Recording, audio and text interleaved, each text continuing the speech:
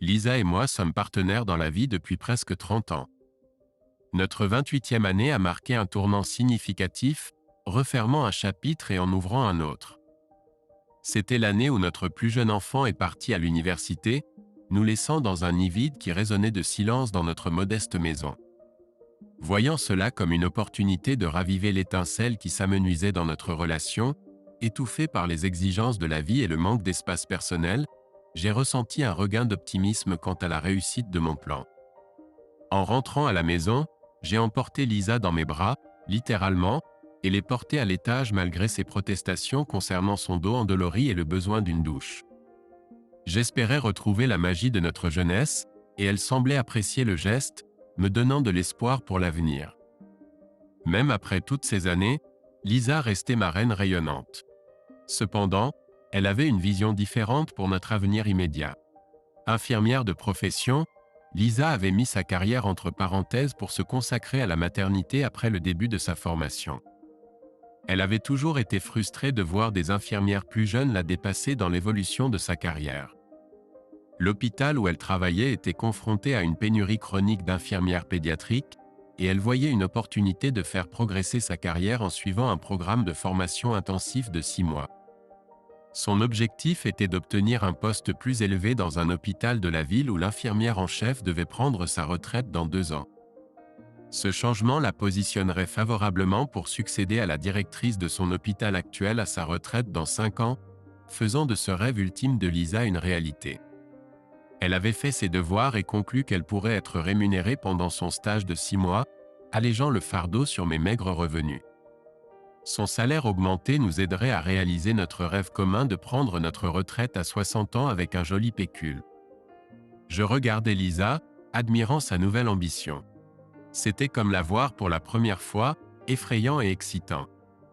Je réalisais que ma femme était toujours capable de me surprendre. Et de me faire peur.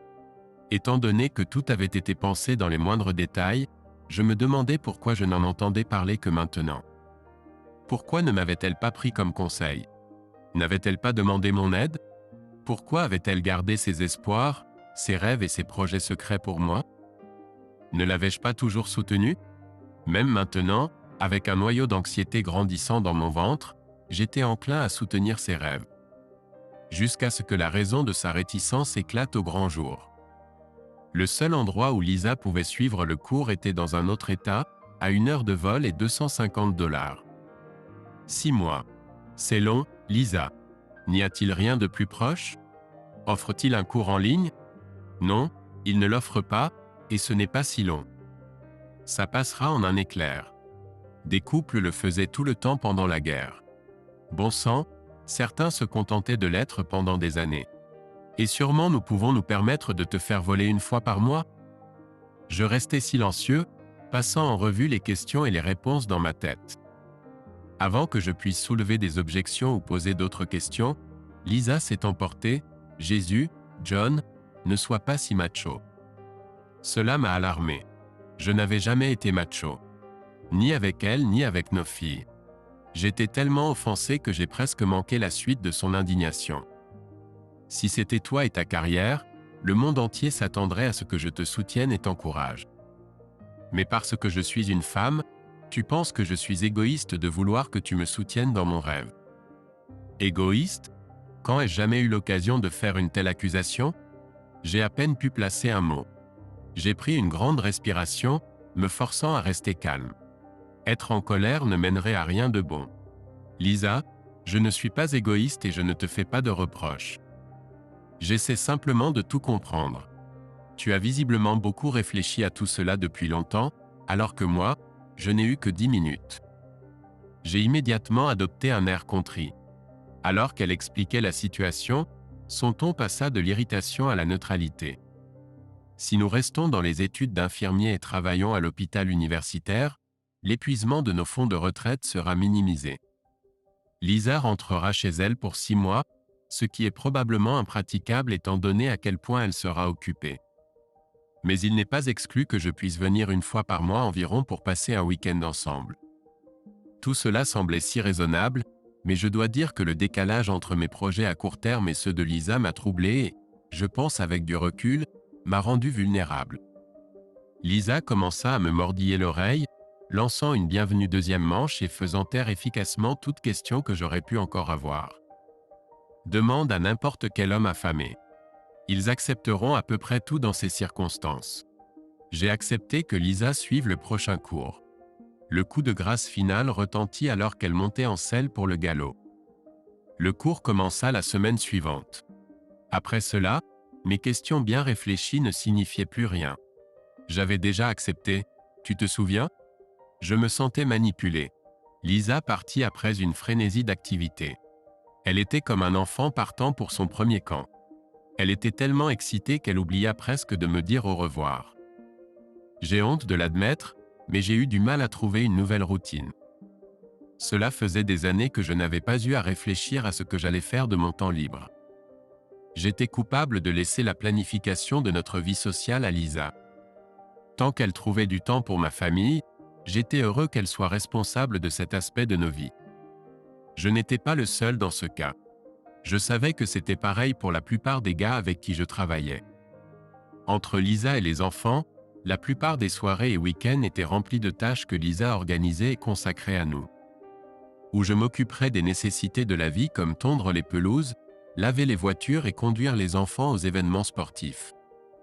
Maintenant, de 6 heures du soir, quand je rentrais du travail, jusqu'à 10 ou 11 heures du soir, j'étais seul et ennuyé.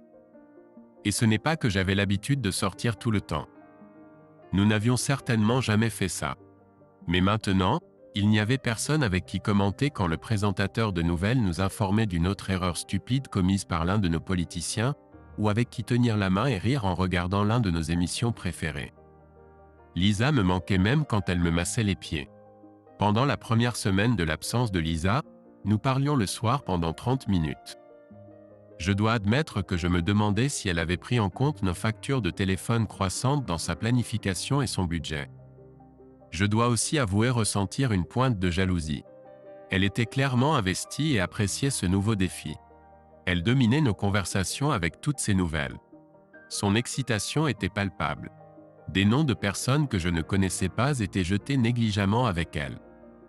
Cela me donnait l'impression d'être rejeté, comme si je n'avais pas de place sur la scène de sa vie. Cela dit, nos conversations se terminaient toujours très tendrement et me donnaient de l'espoir. Peut-être que l'absence renforcerait nos cœurs et que, à son retour, nous pourrions concrétiser mes projets pour redémarrer nos vies.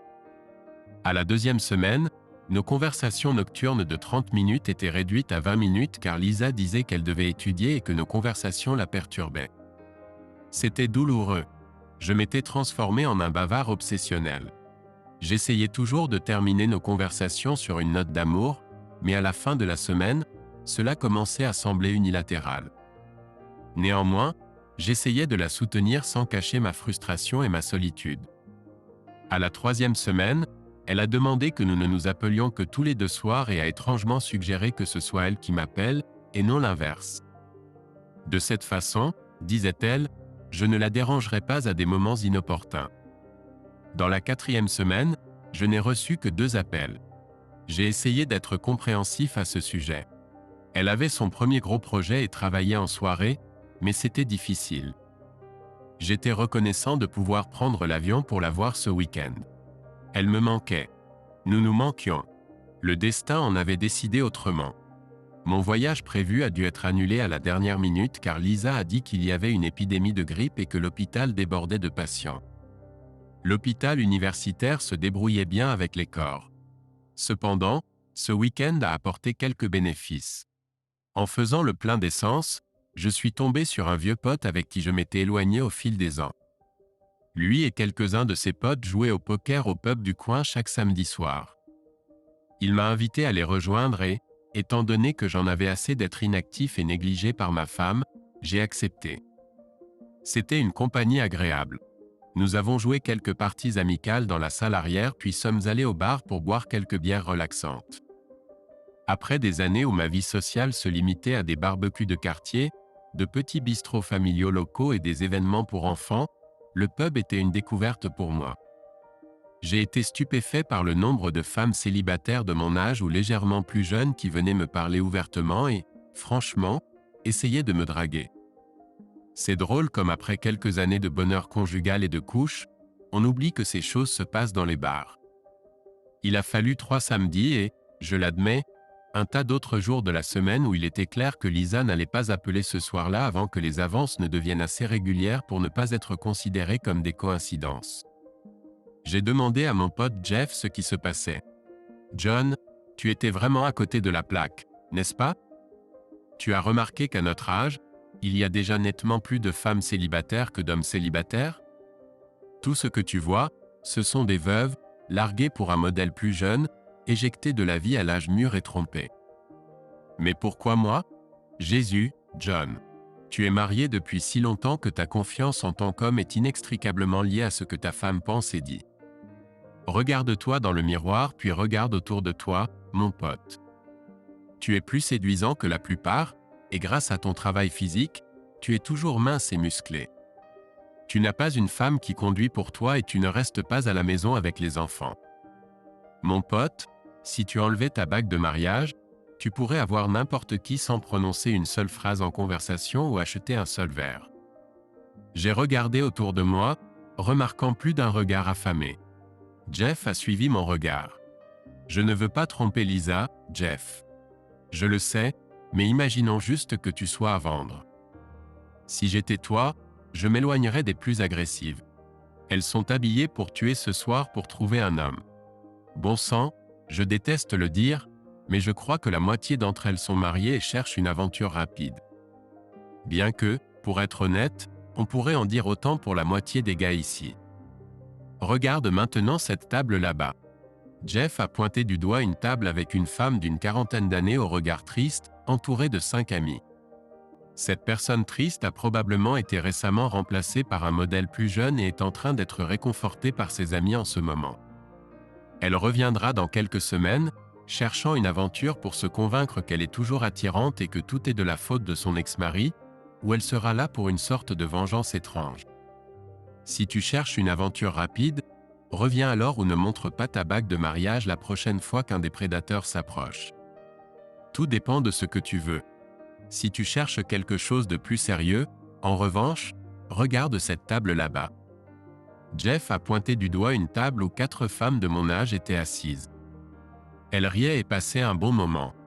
À ce que je pouvais voir, 2 d'entre elles portaient des bagues de mariage et 2 non. Pendant que nous les observions, les 3 regardaient autour de la salle. C'est là que je regarderais si j'étais célibataire. C'est un groupe d'amis de travail qui ont décidé de passer un bon moment ensemble. 2 d'entre elles sont mariées, mais l'une d'elles ne veut pas que cela l'arrête. Les 2 autres sont célibataires, mais pas désespérées. Elles pourraient tenter leur chance, mais elles ne chercheront pas activement. À ce moment-là, mon téléphone portable a émis un signal pour un message entrant de Lisa, qui s'excusait et expliquait qu'elle travaillait et ne pouvait pas prendre de pause pour m'appeler. J'ai essayé de la remercier d'avoir pris la peine d'envoyer un texto, mais c'était difficile. Puisque les appels et les messages devenaient de moins en moins fréquents plus elle était absente, il était difficile de se sentir reconnaissant. Mais au moins, elle avait pensé à écrire « Je t'aime ». C'était déjà mieux que ces 2 derniers messages. J'ai répondu rapidement « Moi aussi, je t'aime », puis j'ai regardé Jeff pour continuer. « D'accord, je vais prouver que j'ai raison. Enlève la bague et va à la partie du bar la plus proche de la table pour commander une boisson. » J'ai fait comme il l'avait suggéré. Appuyé contre le bar en attendant d'être servi, je l'observais du coin de l'œil.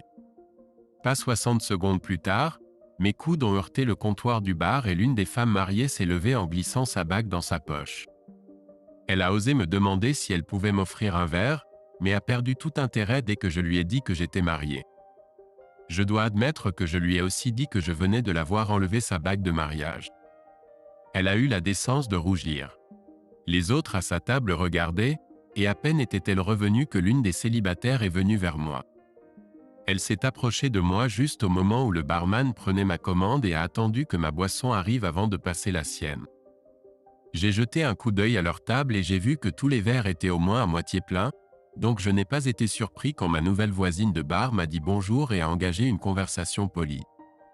Un rapide coup d'œil m'a dit qu'elle n'était pas exactement mon genre, et son langage corporel a dû me trahir car elle est vite retournée à sa table avec une tournée de boissons.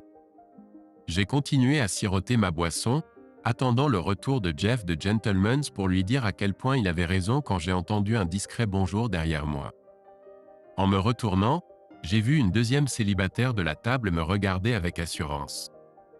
Avec ma nouvelle compréhension de la scène des célibataires, j'ai deviné qu'elle se créait une opportunité, mais ne serait pas contrariée si rien n'en résultait. Si j'étais célibataire, cette fille serait mon genre. Son âge était difficile à déterminer. Elle aurait pu avoir mon âge ou être 5 à 10 ans plus jeune que moi. Attirante, mince mais pas malsaine, des cheveux d'un doublon miel bouclant autour de son visage et un sourire sincère. J'ai jeté un coup d'œil à son doigt, mais je n'ai vu aucune ombre, puis j'ai regardé le mien. En raison de mon travail, je ne portais ma bague que le week-end, donc il n'y avait pas d'ombre sur mon doigt non plus. La tradition exigeait que je lui offre un verre. Pas besoin, a-t-elle dit, en soulevant son verre et en le penchant doucement d'un côté ou de l'autre avant de prendre une gorgée.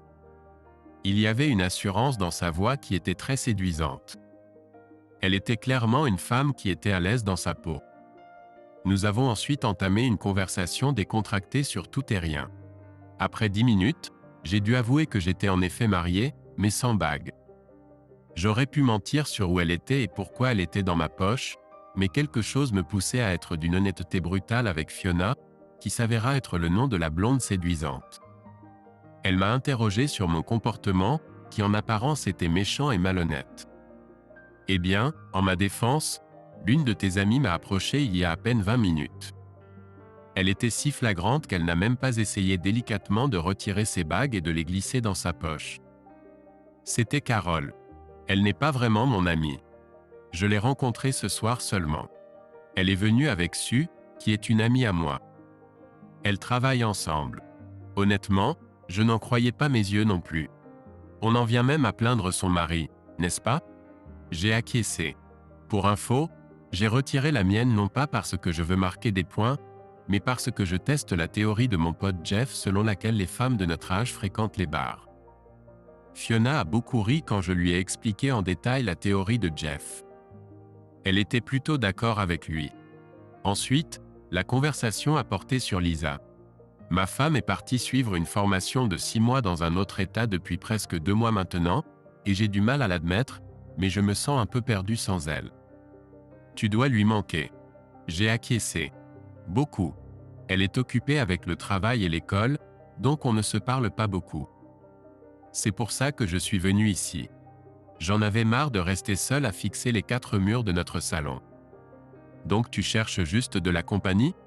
Pas de conquête d'un soir? Sa question directe m'a quelque peu choqué. Non. Je suis pour les relations d'un soir. Mais ça ne veut pas dire que je ne peux pas apprécier la compagnie féminine et la conversation. Fiona a clairement approuvé ma réponse. Eh bien, continuons à discuter alors.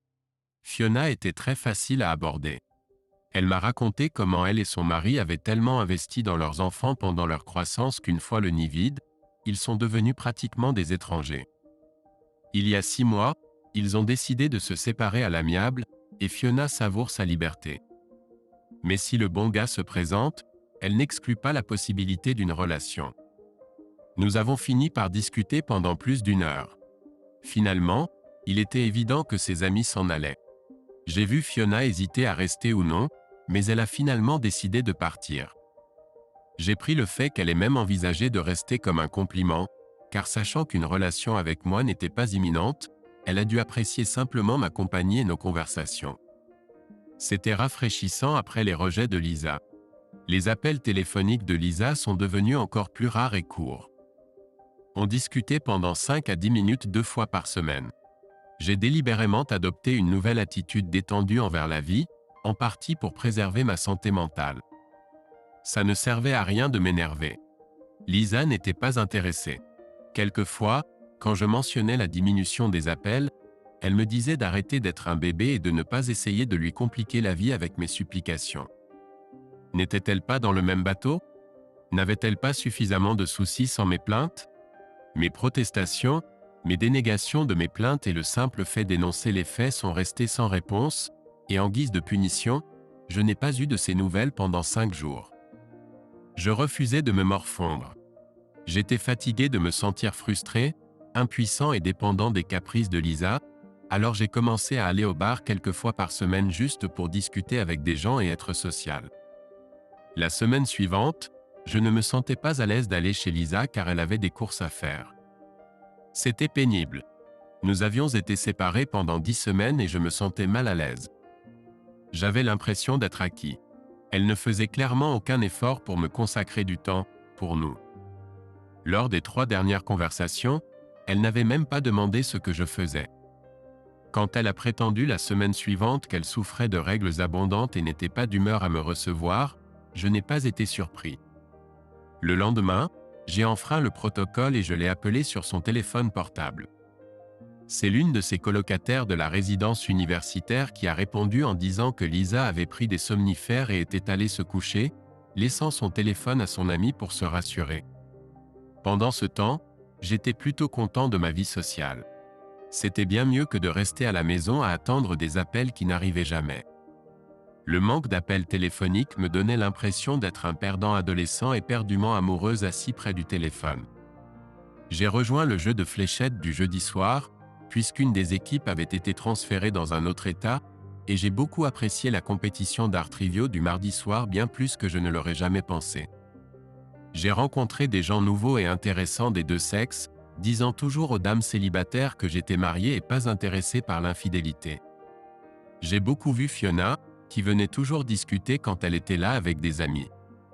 Elle a commencé à passer du temps avec un homme et a reconnu qu'il était assez intéressant pour entamer une relation avec lui. Cependant, cela n'a duré que 2 semaines, après quoi il a disparu. Selon elle, elle ne supportait pas sa pression et il est parti. Elle était bien avec ça. Il n'a pas réussi le test de sérieux. Nous avons vraiment essayé de rester en dehors des conversations sérieuses concernant ma relation avec Lisa, et Fiona n'a jamais exprimé son opinion sur Lisa ou son comportement, ce qui me convenait. J'étais en colère contre ma femme et son complet mépris pour moi. Nous ne nous étions pas vus depuis 14 semaines et continuions de parler au téléphone. Pire, quand nous parlions, j'avais l'impression de lui imposer mon temps. Bien sûr, elle était occupée. Certes, elle s'était lancée dans la tâche redoutable de combiner travail et études, mais est-ce que cela signifiait que je devais être mis de côté, oublié comme une vieille paire de chaussures usées? Des conversations régulières et des échanges de messages courts pouvaient-ils être si préjudiciables à la réalisation de son objectif? Plus je passais de temps avec Fiona, plus je l'appréciais. Elle était chaleureuse et amicale, drôle et intelligente. J'aimais même quand elle me demandait de l'aider. Cela me donnait l'impression d'être utile. Quand elle abordait un nouveau gars au bar ou se faisait aborder, j'attendais son signal. Si elle n'était pas intéressée mais avait du mal à partir, elle me faisait signe et j'arrivais, l'embrassais sur la joue et faisais comprendre au gars que nous étions en couple. Il partait et je discutais avec Fiona jusqu'à ce qu'il quitte le bar. Cela me dérangeait à quel point j'avais hâte de lui parler. Elle était une excellente interlocutrice. Nous avions vraiment des conversations. Nous ne flirtions pas, sauf si discuter de Pepsi versus Coca-Cola peut être considéré comme du flirt. Il n'y avait jamais rien d'inapproprié. Et pourtant, je ne pouvais nier que j'étais déçu si je ne la voyais pas lors de mes sorties. Pour la première fois de ma vie, j'ai réalisé comment séduire quelqu'un pour une aventure. Soudain, de vieux clichés comme « ma femme ne me comprend pas » ou « ma femme m'ignore » prenaient sens. Ce n'était pas que je pensais que tromper était normal dans certaines circonstances, mais j'avais une toute nouvelle compréhension de comment une personne pouvait glisser et tomber dans l'infidélité. J'étais tenté, très tenté. Je n'aurais jamais pensé me retrouver dans cette situation. Et chaque jour, ma capacité à résister à la tentation s'affaiblissait de plus en plus. Jusqu'ici, j'avais réussi à me retenir et à ne pas toucher Fiona de manière inappropriée pour un homme marié, mais je n'étais ni un saint ni un eunuque. Avec les rappels quotidiens de l'indifférence de Lisa, je ne savais pas combien de temps je pourrais tenir. Je me demandais si Lisa ressentait les mêmes pensées et sentiments, mais j'ai presque immédiatement écarté cette possibilité. Elle était trop occupée avec le travail et l'école pour ressentir mon absence, encore moins pour être séduite par un autre homme. Néanmoins, Nous n'étions qu'à mi-chemin de son cursus d'études, et je savais que je devais agir, sinon notre mariage se briserait bien avant les 6 mois, et je finirais par être le méchant que je ne m'étais jamais imaginé être. J'ai décidé d'appeler Lisa et de ne pas attendre qu'elle m'appelle elle-même. Salut, chérie. Je ne peux pas parler longtemps. J'ai retenu mon irritation à sa première phrase. La colère ne servirait à rien. Je sais. Tu sembles toujours occupé, mais j'ai besoin que tu prennes du temps ce soir. Je serai bref. J'ai entendu son soupir d'impatience et j'ai avalé un peu plus d'irritation. Lisa, je vais droit au but. Tu n'as plus de temps pour moi. Les appels se font de moins en moins fréquents, et même quand nous parlons, tu me traites comme si j'étais sur ton chemin.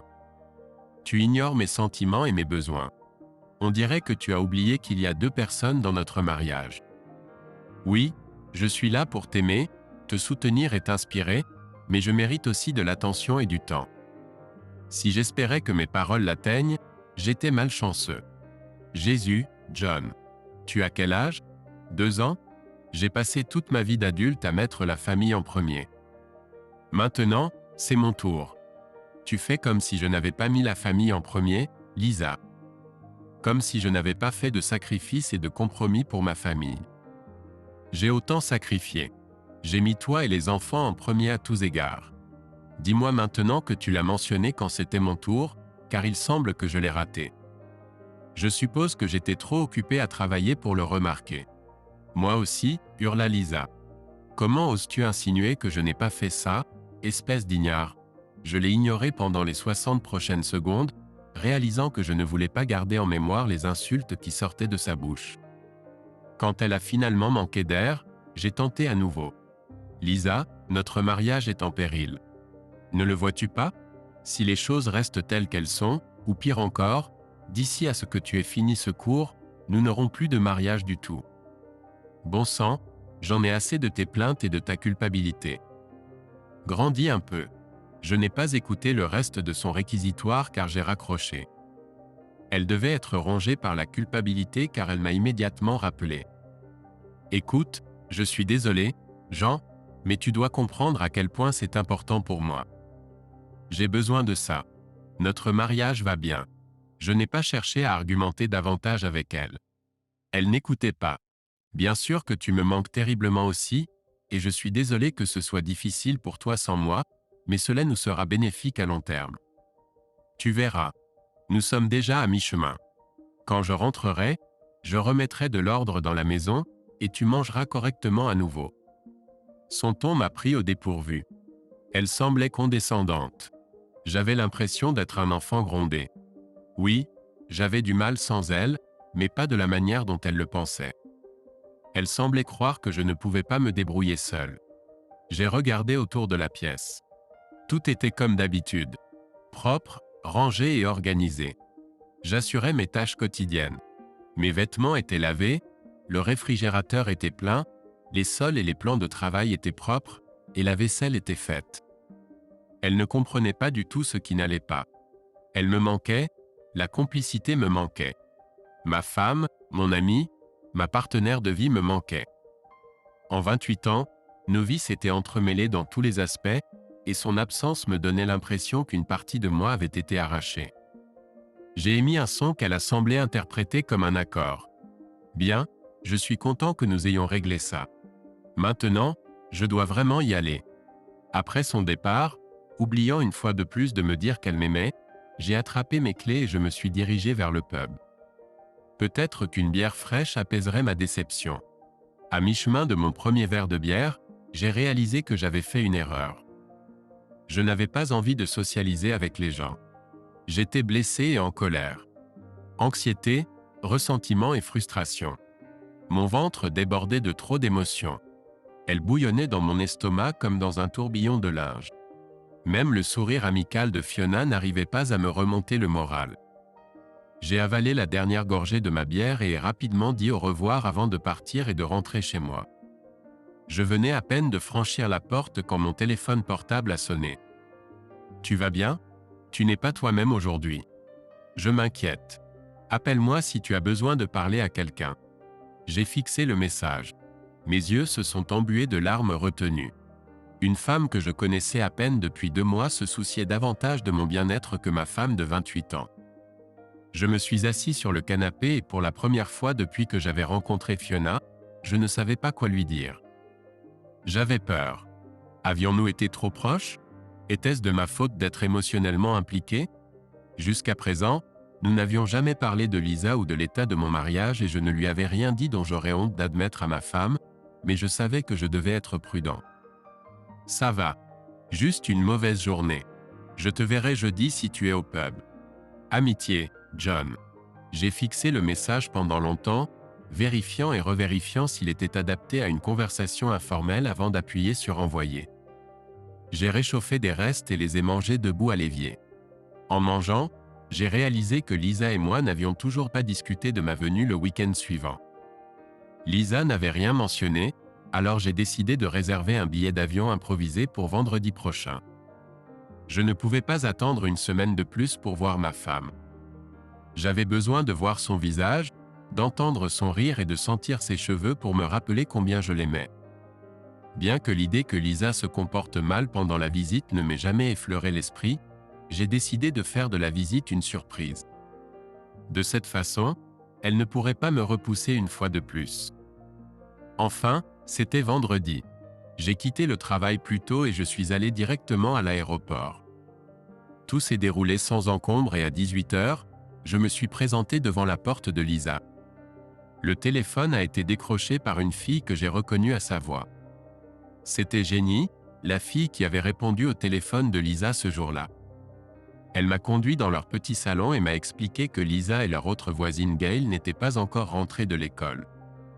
Lorsque j'ai sorti mon téléphone de ma poche, elle m'a fait signe en disant qu'elle allait appeler Lisa et avait l'air un peu troublée. À peine avait-elle appuyé sur 3 touches qu'on a entendu le bruit d'une clé dans la porte d'entrée. Lisa semblait agréablement surprise de me voir et après un bref baiser, elle s'est précipitée vers la salle de bain. J'ai trouvé étrange qu'elle ait emporté son téléphone avec elle, mais comme Jenny me surveillait, je n'ai rien dit. Jenny et moi avons continué une conversation maladroite en attendant Lisa, qui semblait traîner dans la salle de bain. À peine était-elle revenue dans le salon qu'elle s'est immédiatement précipitée dans le couloir vers sa chambre, me disant de continuer à parler à Jenny. Jenny semblait se détendre et notre conversation devenait moins tendue. Après une soirée passée au pub, la différence d'âge de plus de 20 ans ne m'a pas dérangé. Pendant que nous discutions, j'ai vu Lisa emmener une pile de draps à la buanderie et revenir avec des draps propres. J'ai souri. Essayait-elle de m'impressionner comme elle l'avait fait quand nous étions ensemble? Lorsque la pièce était évidemment rangée à la satisfaction de Lisa, elle m'a invité à prendre une douche et à me rafraîchir avec elle avant de sortir. Malgré l'air froid, Lisa a ouvert la fenêtre de sa chambre, ce que j'ai trouvé étrange car je savais qu'elle détestait le froid. Nous avons réussi à aller dans un très bon restaurant de fruits de mer dont Lisa m'avait parlé. Lorsque Lisa a ri à ma blague traditionnelle sur les restaurants de fruits de mer, j'ai dit « Ne croyez pas les histoires sur les huîtres comme aphrodisiaques. J'en ai mangé 12 une fois et les 3 dernières n'ont pas fonctionné. » J'ai décidé que ma décision de la surprendre était la bonne. Nous avons passé un bon moment à boire 2 bouteilles de bon Riesling, mais un détail a gâché la soirée. Lisa n'arrêtait pas d'interrompre nos conversations pour lire et répondre à des messages.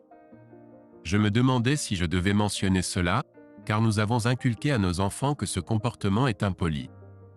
Au risque de gâcher la soirée, j'ai abordé le sujet. « Chérie, tu sais que je ne ferais normalement pas ça, mais je suis l'un des plus anciens étudiants ici, et certains des plus jeunes me considèrent comme un mentor. Je ne resterai pas longtemps ici. » Et sur ces mots, elle a répondu à un autre message. Entre le saumon et les messages, elle m'a demandé combien de temps je comptais rester, car elle avait 2 devoirs à terminer pendant le week-end. J'ai essayé de ne pas être contrarié par sa question. Je n'étais même pas encore arrivé et elle voulait déjà me renvoyer chez moi. Malgré mon désir d'être seul avec Lisa, j'ai pris mon temps pour dîner, la courtisant comme si nous n'étions pas un vieux couple marié qui se connaissait par cœur. Finalement, lorsque nous avons marché main dans la main sur les 7 pâtés de maison jusqu'à la maison de Lisa, il était 11 h. Il y avait une deuxième voiture dans l'allée, que Lisa a dit appartenir à Gail. J'ai appris que Gail travaillait à temps partiel comme serveuse pour payer ses frais de scolarité et finissait généralement vers 10 heures. L'appartement était silencieux. Seule la lumière du couloir était allumée quand nous sommes entrés. Après le dîner et le vin, nous sommes allés dans notre chambre et nous sommes effondrés sur le lit. Des heures plus tard, enfin, valise en main, lacet défait et sans regarder en arrière, j'ai ouvert la porte. Elle a failli me frapper au visage car elle était poussée de l'extérieur en même temps que je la tirais de l'intérieur. Cela m'a mis face à une jeune femme que j'ai deviné s'appeler Gail. Par-dessus son épaule, j'ai aperçu une Jenny inquiète également. En passant devant les colocataires perplexes vers la porte d'entrée, j'ai entendu « Qui diable es-tu » Avant de refermer violemment la porte extérieure, j'ai lancé par-dessus mon épaule. L'ex-mari de Jenny, en insistant sur le X, est disparu dans la nuit. J'avais un avion à prendre, un avocat à rencontrer, un mariage à dissoudre, une triste histoire à raconter à la famille, aux amis et aux proches, un cœur brisé à réparer, et un regard plus attentif sur la blonde miel au bar. Chapitre 2. Dans un sursaut soudain d'adrénaline, je me suis levé de ma chaise alors que la main de John se dirigeait vers le téléphone. Après 4 jours d'appels sans réponse, j'avais presque perdu espoir d'entendre sa voix. « Salut Lisa, quoi de neuf ?» demanda-t-il, semblant pressé. Malgré mes répétitions mentales, je me suis retrouvé sans voix. Ce n'était ni la colère ni la tristesse à laquelle je m'étais préparé, mais plutôt l'indifférence glaçante dans sa voix qui m'a laissé désorienté. Alors que le silence s'éternisait, j'entendis un soupir impatient s'échapper de son côté, et la panique m'envahit. « S'il te plaît, sois rapide, Lisa. J'ai beaucoup à faire. Ce soir, c'est la soirée quiz, dit-il, sa voix dénuée d'émotion. Soirée quiz ? Comment pouvait-il prioriser un jeu par-dessus notre mariage qui s'effondrait ? La question m'échappa avant que je puisse l'arrêter, et je me suis crispé en l'entendant répéter nos disputes passées. Tu ne comprends pas à quel point c'est important pour moi. J'ai besoin de ça, dit-il, et je pouvais presque ressentir la douleur de nos querelles précédentes. La honte et la colère se disputaient en moi alors que je l'écoutais rejeter notre mariage si légèrement. S'il te plaît, ne minimise pas notre mariage de la sorte. Nous devons parler, suppliai-je, mais il me coupa, invoquant la dépendance de son équipe à sa connaissance historique. Alors que l'appel se terminait, je fixais mon téléphone, incrédule, le goût du vin aigre persistant dans ma bouche. Je regrettais ma décision de rester plutôt que de rentrer immédiatement chez moi. La peur, la culpabilité et un sentiment de honte m'avaient retenu, mais je ne pouvais pas non plus ignorer le rôle que mes études jouaient dans mon hésitation. Un examen important se profilait le lundi, et j'étais réticente à laisser 3 mois de travail acharné partir en fumée. J'avais apprécié mon temps loin, mais j'avais aussi travaillé assidûment, et je n'étais pas prête à abandonner mes efforts. Pendant le week-end, j'ai utilisé mon examen comme une distraction entre mes nombreuses tentatives pour joindre John. Maintenant que l'examen était terminé, je me suis retrouvé à procrastiner, repoussant l'inévitable confrontation. D'une manière ou d'une autre, affronter John dans notre maison commune semblait trop réel, trop intimidant. Je m'accrochais à l'espoir qu'il viendrait vers moi, que nous pourrions parler à ma façon, dans mon espace. Mais au fil des jours, il est devenu évident que John n'avait aucune intention de me rencontrer en face à face. J'ai jeté un coup d'œil à mon téléphone, remarquant plusieurs messages non lus de Jake. La tentation de les ouvrir était forte, mais j'ai résisté. Il était déjà 6 heures, trop tard pour demander à mon coordinateur de cours un congé. Je devrais attendre jusqu'au matin, et je redoutais l'idée d'expliquer ma situation. Je me suis aventuré dans la cuisine, mais l'idée de cuisiner me semblait écrasante. Mon appétit avait disparu, et je me suis retiré dans ma chambre, m'allongeant sur mon lit et fixant le plafond. Le sommeil m'échappait, me laissant seul avec mes pensées et la dure réalité de mon mariage qui s'effondrait. Comment pourrais-je faire réaliser à John que mon départ était quelque chose de complètement distinct de lui et de nous ? Quelque chose de parallèle, pas l'opposé. Comment pourrais-je lui faire comprendre que jamais notre mariage n'avait été menacé ? Je l'aimais. Je l'avais toujours aimé et l'aimerais toujours. J'ai été transpercé par un éclair de colère. Maudits hommes et leur accent aigu GOS. Maudite fierté. Oui, j'avais enfreint mes vœux de mariage, mais seulement d'un point de vue physique. Dans mon cœur et mon esprit, j'appartenais toujours à John. Comment pourrais-je lui faire comprendre que c'était ce qui importait? Pas un échange de fluide transpirant. Bien sûr, j'étais tenté. Mais tout comme ce cours serait bénéfique pour nous financièrement à long terme, ma chute de grâce affecterait nos vies. Seigneur, ne peut-il pas voir qu'il obtient enfin la vie vibrante et sans entrave qu'il a tant désirée depuis des années? Je me suis retourné sur le côté et j'ai vu le déodorant de John sur la table de chevet. Il l'avait oublié dans la précipitation de son départ. Je me suis penché et l'ai ramassé, le portant à mon visage pour le sentir. L'odeur familière fit monter les larmes à mes yeux. Je l'ai fermé et enfoui mon visage dans mon oreiller, essayant d'effacer l'image de son visage choqué et souffrant. Je l'avais entendu. Ce n'était pas mon intention, mais quoi qu'il en soit, je l'avais fait, et j'étais désolé. Serrant le déodorant contre ma poitrine, j'essayais de me concentrer sur les aspects positifs. Il n'y avait eu aucun mot de nos enfants. J'espérais que cela voulait dire que John ne leur avait rien dit. Il ne m'avait pas non plus crié dessus ni insulté. Cela devait être un bon signe, n'est-ce pas? Je relevai brusquement la tête. Et si la raison pour laquelle John évitait mes appels et ne contactait pas les enfants était qu'il était trop occupé à rencontrer des avocats, à changer les serrures et à vider les comptes en banque? Et si sa voix calme au téléphone cachait le fait qu'il complotait pour me détruire? Notre mariage? Je sautai du lit et me précipitai dans le salon où j'avais laissé mon ordinateur portable. Le saisissant, je retournai dans ma chambre. Mon sang battait dans mes oreilles tandis que j'attendais avec frustration qu'il démarre. Cela semblait être une éternité. Avec des doigts tremblants, je me connectais à notre compte bancaire. Je me laissais tomber contre les oreillers, les larmes coulant sur mes joues de soulagement. John n'avait pas touché à l'argent. J'essuyais mes larmes avec le coin du drap. J'étais sur le point de quitter la banque quand soudain une voix faible me mit en garde.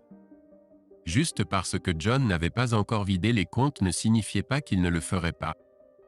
Je ne voulais pas provoquer une réaction négative de sa part, mais je voulais aussi me protéger, alors je transférai une petite somme sur un ancien compte à mon nom. Assez pour payer les billets d'avion, les taxis et les repas. J'avais l'intention de me déconnecter. Vraiment, j'avais l'intention de le faire, mais l'icône du petit messager montrait que j'avais des messages. Cela l'emporta sur mes intentions. Je cliquai dessus et là, c'était lui. Jake. Un magnifique Jake de 25 ans. Jake, qui était plus adapté par son âge pour sortir avec mes filles, mais qui me voulait. Moi. Moi de 48 ans. De nouvelles larmes coulèrent sur mes joues. Des larmes de frustration et de désir. Malgré tout, plus que tout, je voulais l'appeler à ce moment-là. J'ai maudit le jeune homme qui avait commencé tout cela. J'étais en guerre avec moi-même. Je savais que si je répondais au message ou au texto de Jake, il viendrait. J'ai gémi. Le son a explosé de moi. J'ai serré le poing et l'ai pressé contre mes lèvres. Je devais me battre. Si John revenait ou découvrait d'une manière ou d'une autre cela pourrait marquer la fin de mon mariage. Je me suis retourné sur le ventre, faisant glisser l'ordinateur portable du lit. Il est tombé par terre avec un bruit sourd. Peu m'importait. J'ai pleuré. J'ai pleuré ma perte. Il y aurait un prix à payer pour sauver mon mariage. Je devais ne jamais céder à nouveau à mon addiction. Maintenant, je savais ce que ressentait un alcoolique en phase de sevrage.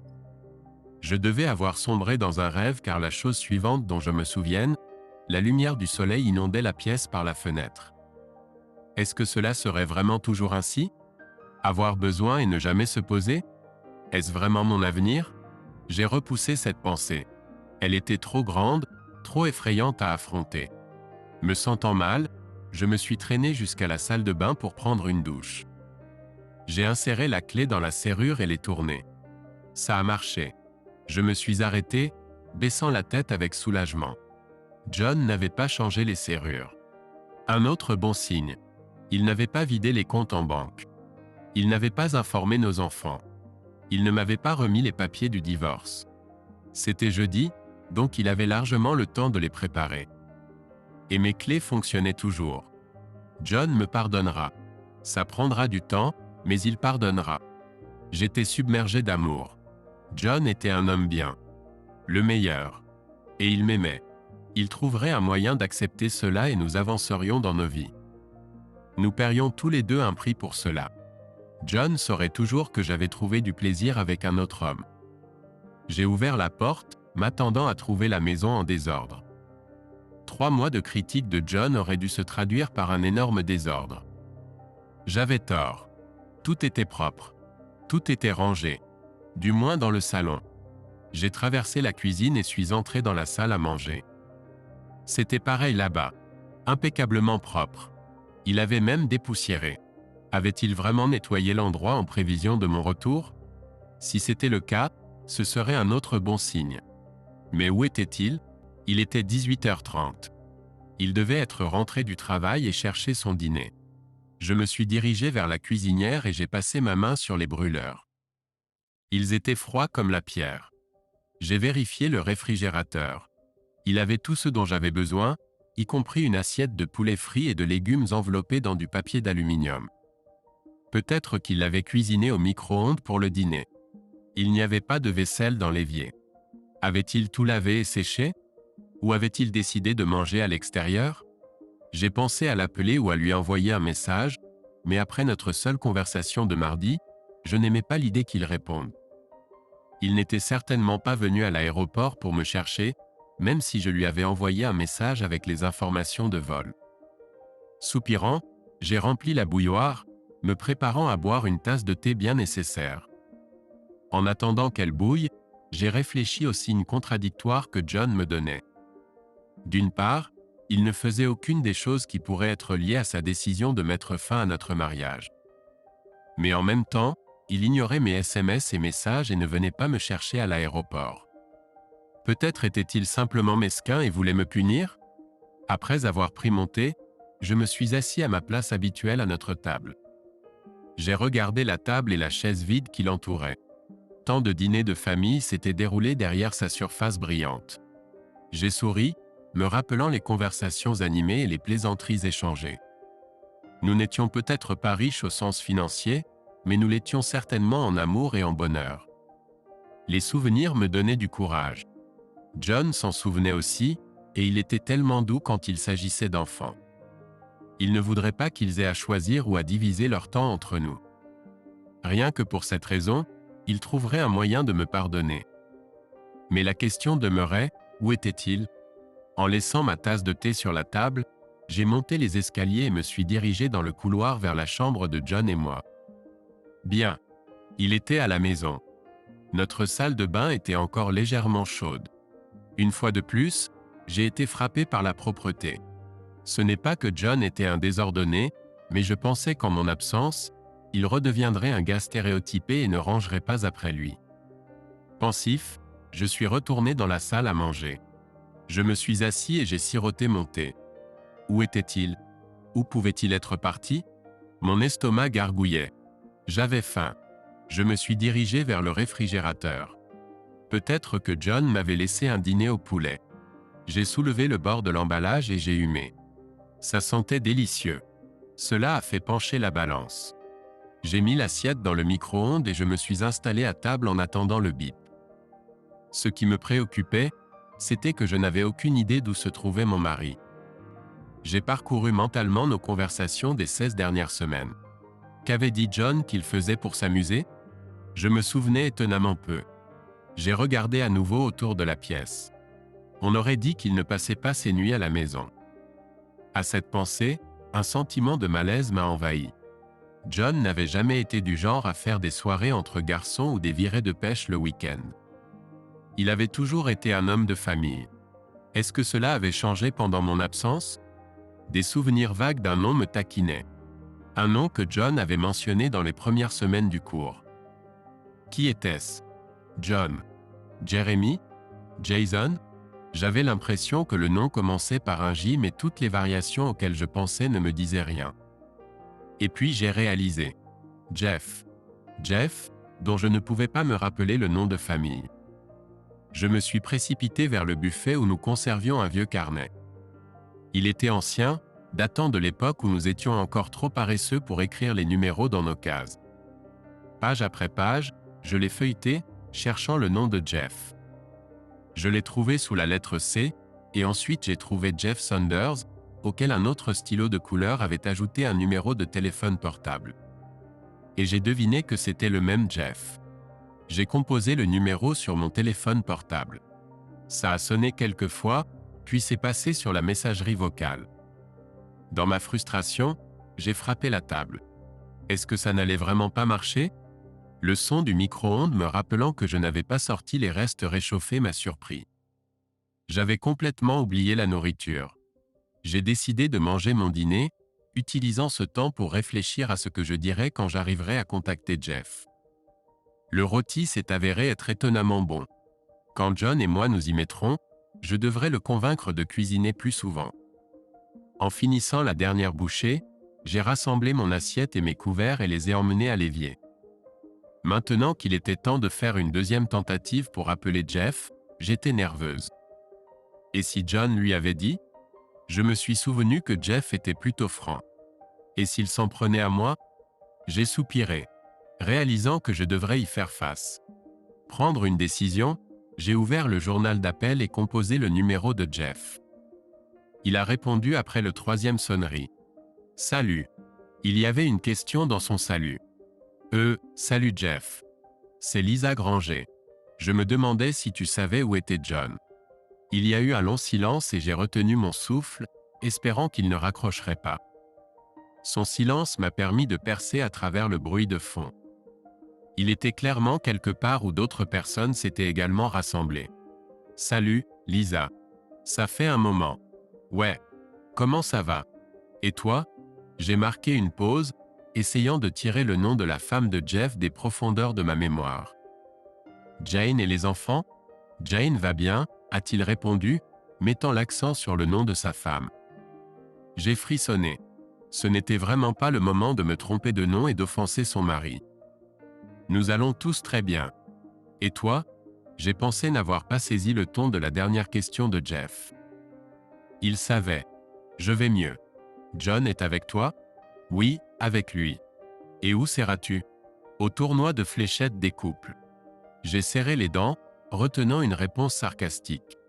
Jeff savait que je voulais savoir où était mon mari. Je l'avais demandé 2 fois, mais il était assez clair qu'il allait faire en sorte que me donner l'information soit aussi difficile que d'arracher des dents. Ça a l'air merveilleux. Et où se tiendra ce tournoi? Au pub. Quel pub? Chez moi. J'ai fermé les yeux. Garçon sacrément intelligent. Et comment s'appellerait ton pub local? Ai-je demandé, en faisant un effort pour garder un ton agréable. Royal. Ne voulant pas lui donner le plaisir de demander l'adresse, je le remerciais et raccrochais. Ces mots sarcastiques de départ m'ont rendu furieuse. Tout pour la moitié de John. Le sarcastique imbécile. J'ai ouvert un navigateur internet et j'ai googlé Royal. Il s'est avéré qu'il y en avait plusieurs. Il y avait Royal Arms, Royal George et Royal Oak. Idiot. Il m'a fallu encore 10 minutes à visiter tous les sites web des pubs pour réaliser que c'était le Royal Oak qui accueillait la compétition de fléchettes du couple. J'ai attrapé mon sac à main et je me suis arrêté à l'entrée juste pour vérifier que mes cheveux et mon maquillage étaient toujours en ordre. Ce n'était pas le cas. J'ai froncé les sourcils devant mon reflet, en fouillant dans mon sac pour trouver mon sac de maquillage et un peigne. 5 minutes plus tard, j'avais un aspect décent et je me dirigeais vers la porte. En lançant mon sac sur le siège passager de ma Toyota, j'ai démarré le moteur et pendant que j'attendais que la porte du garage s'ouvre, j'ai tapé l'adresse de la rue Royale dans le GPS. Heureusement, ce n'était pas un long trajet sinon ma patience et mes nerfs auraient été mis à rude épreuve. J'étais soulagé de constater que le pub avait son propre parking, bien qu'il n'y ait pas beaucoup de places disponibles. La compétition de fléchettes du couple doit être populaire. Ce n'est qu'à cette pensée que je me suis arrêté. Que faisait John à un jeu de couple? Était-il vraiment venu juste pour encourager Jeff et Jean? J'ai avalé mon anxiété et je me suis dirigé vers l'entrée. J'ai suivi le bruit. Il m'a conduit dans une pièce bordée de tables. 2 cibles de fléchettes étaient installées contre le mur du fond et des parties se jouaient dessus. J'ai regardé autour de la pièce et j'ai trouvé John à l'extrême gauche. Son visage était tourné vers l'une des cibles de fléchettes. Une femme blonde attirante était assise à côté de lui. Elle ne regardait pas le jeu. Elle regardait l'entrée. Elle me regardait directement. Son expression faciale en disait long. Elle savait. Une chaleur m'est montée au cou. Je l'ai senti envahir mon visage. J'ai regardé alors qu'elle serrait légèrement la main de John. Il s'est retourné et m'a regardé droit dans les yeux. Je ne sais pas à quoi je m'attendais. La douleur, le chagrin, la colère, le regard d'un homme qui avait passé de nombreuses nuits blanches. Peu importe à quoi je m'attendais, j'ai été déçu. Il avait l'air comme d'habitude. Je pense que c'est ce qui m'a figé sur place. Mon regard était fixé sur lui et je ne pouvais pas détourner les yeux. Du coin de l'œil, j'ai remarqué la blonde qui serrait à nouveau sa main. Mon cœur a chuté quand j'ai vu John poser sa main sur la sienne et la tapoter avec assurance. Le geste parlait de familiarité, d'amitié, de sollicitude. Et puis John a disparu.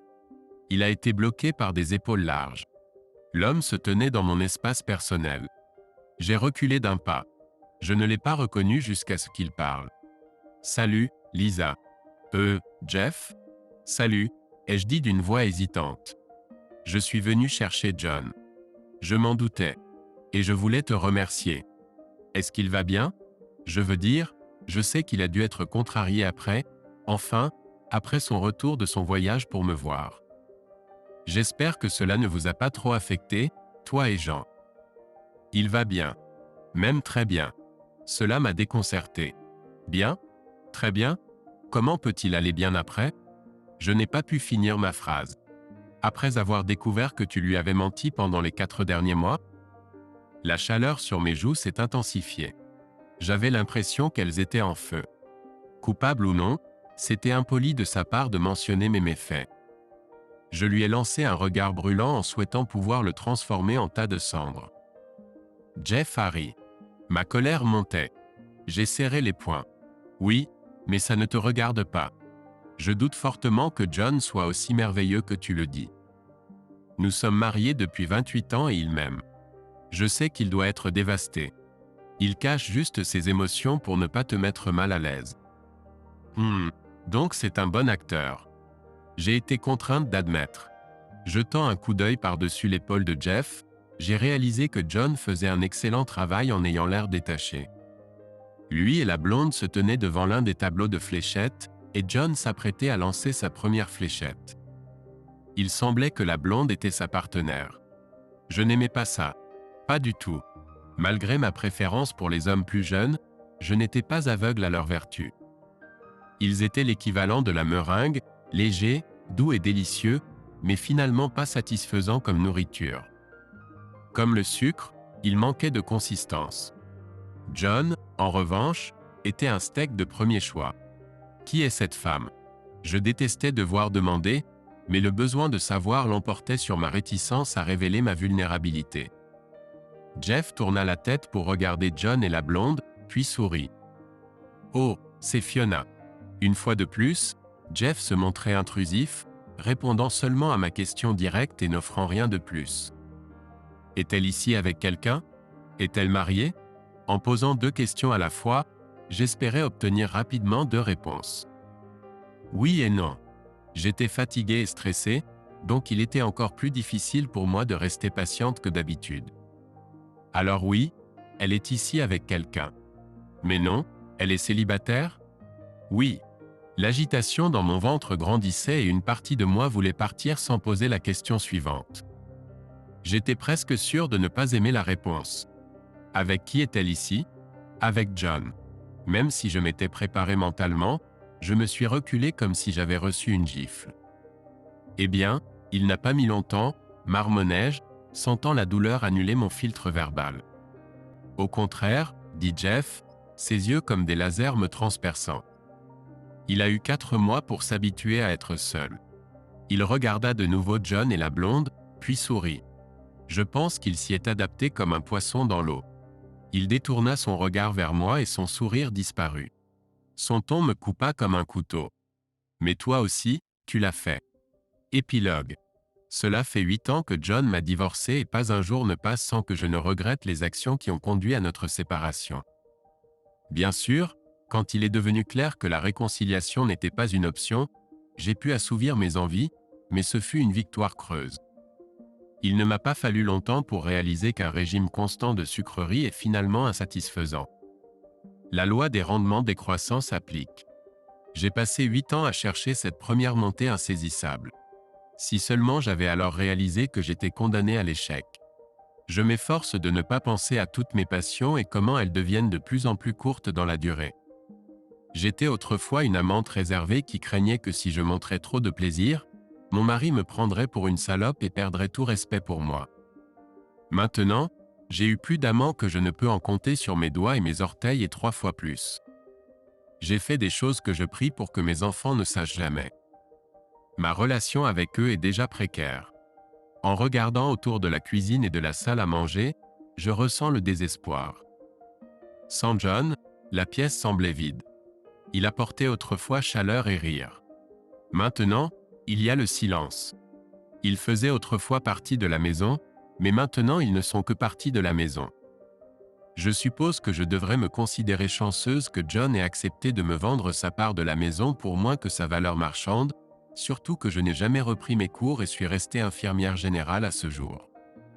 Mais c'était difficile de se sentir heureuse quand je savais ce qui se cachait derrière sa générosité. Fiona, maudite Fiona, était riche et elle avait besoin de John avec ou sans argent. Je savais pertinemment qu'ils étaient maintenant en voyage autour du monde. Écosse, Venise, Florence, les îles grecques, tout ça. Je le savais car ils avaient payé les billets pour tous les enfants, les siens et les siens, ainsi que les petits-enfants pour les rejoindre à Hawaï dans quelques semaines. Cela voulait dire que je passerais Noël seul à nouveau. J'ai regardé l'heure. Il était temps d'aller travailler. J'ai rassemblé mon sac et me suis dirigé vers la porte d'entrée. Par habitude, j'ai jeté un coup d'œil à mon reflet dans le miroir. J'ai frissonné. J'avais 56 ans et l'âge me rattrapait rapidement. Il devenait de plus en plus difficile de séduire des jeunes hommes. À vrai dire, les jeunes hommes n'étaient plus si jeunes. Ils avaient la trentaine voire la quarantaine, pas la vingtaine. J'ai soupiré résigné. Que pouvais-je faire d'autre? Il y avait peu d'hommes de mon âge convenables pour le mariage. Du moins, les bons. Et qu'ils soient bons ou mauvais, personne ne voulait m'épouser. Ma réputation me précédait. La seule issue aurait été de déménager à l'autre bout du pays et de tout recommencer. Mais cela aurait signifié m'aliéner de mes enfants, et je ne les voyais déjà pas beaucoup, encore moins avec un continent entier entre nous. Pendant que John et sa maudite Fiona étaient probablement en train de se prélasser en arrière sur leur chaise en sirotant un métail, moi j'étais parti changer des bassines et enfiler des thermomètres dans leur derrière. Je finirais mes jours en tant qu'infirmière générale, ruinant à la fois mon mariage et ma carrière. Et pourquoi faire? J'ai retenu mes larmes de self-pity. Pourquoi pleurer? Personne ne se soucie.